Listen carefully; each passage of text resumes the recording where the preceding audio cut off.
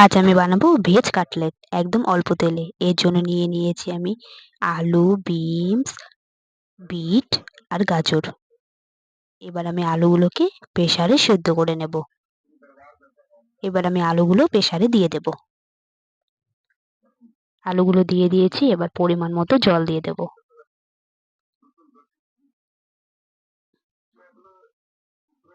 সামান্য নুন দিয়ে আমি প্রেসারে এটি সিদ্ধ করতে বসিয়ে দেব। এবার আমি নিয়ে নিয়েছি পাউরুটি। এই পাউরুটিগুলো টুকরো টুকরো করে আমি মিক্সিতে দিয়ে দেব। দিয়ে আমি এগুলোকে গুঁড়ো করে নেব। এরকম করে আমি গুঁড়ো করে নিয়েছি।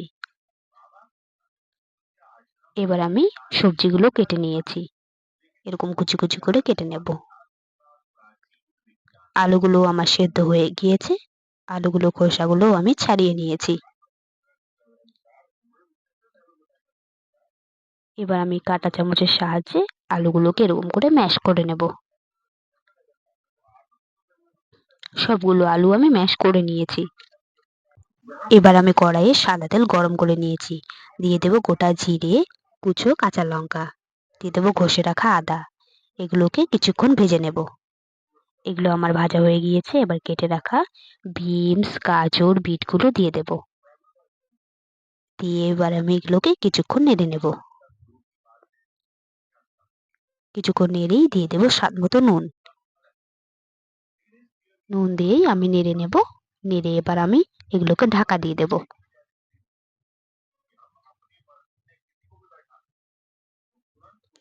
ঢাকা দিয়ে 5 মিনিট পর আবারও ঢাকা তুলে নেব। তুলে নেড়ে নেব। নেড়ে আবারও ঢাকা দিয়ে দেব। এরকম করে করে নেব যতক্ষণ না আমার সবজিগুলো সেদ্ধ হয়ে আসছে।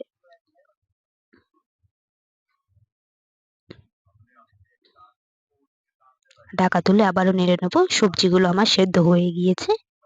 এবার কিছুক্ষণ নেড়েই আমি এতে দিয়ে দেব হলুদ গুঁড়ো,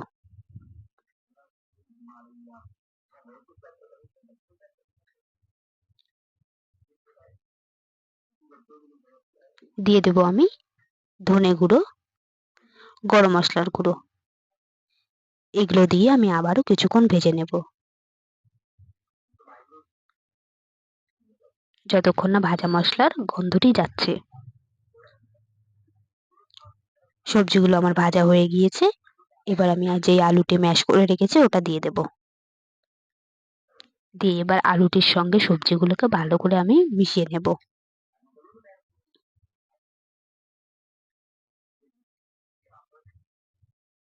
এরকম ভাবে ভালো করে মিশিয়ে নিতে হবে।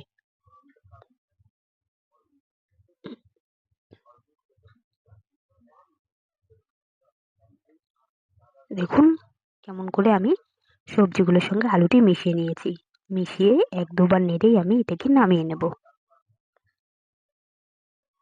নামিয়ে এবার আমি এটিকে ঠান্ডা করে নেব।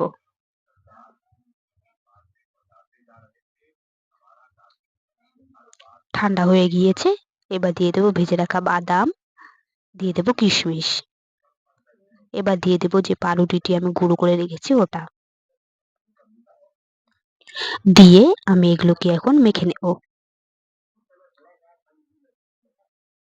সবগুলোকে ভালো করে একসঙ্গে মেখে নেব।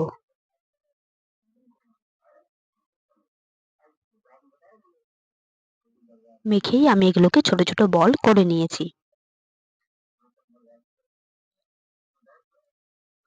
এবার আমি এগুলোকে কাটলেটের শেপ দিয়ে দেব।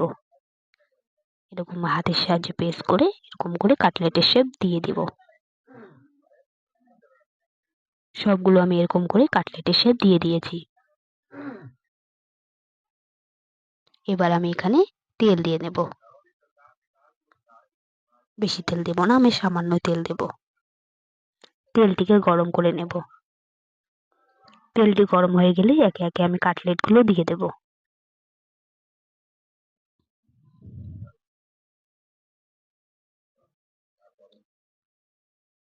কাটলেটগুলো দিয়েই যখন দেখবে যে একপাশে লাল করে ভাজা হয়ে গিয়েছে, একপাশে উল্টে দেব।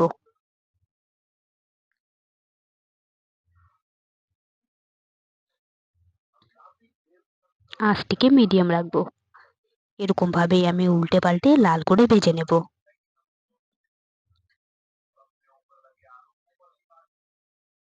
কাটলেটগুলো আমার ভাজা হয়ে গিয়েছে, তুলে নেব। এরকম করে ভাজলে বেশি তেলও লাগবে না, খেতেও ভালো লাগে। এটাই তৈরি হয়ে যাবে আমার ভেজ কাটলেট।